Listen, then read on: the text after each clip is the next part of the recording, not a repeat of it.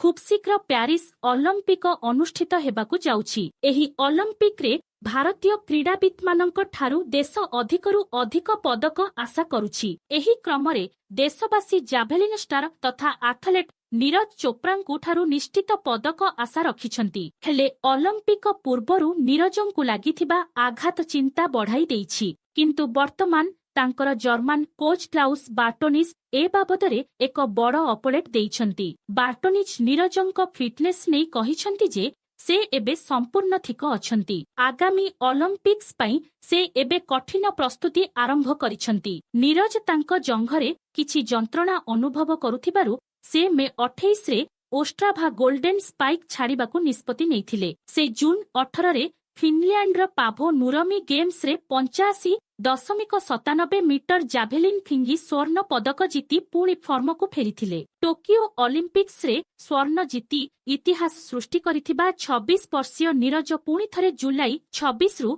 Paris Olympics रे दमदार प्रदर्शन करिबा नै आशा करा जाउछि।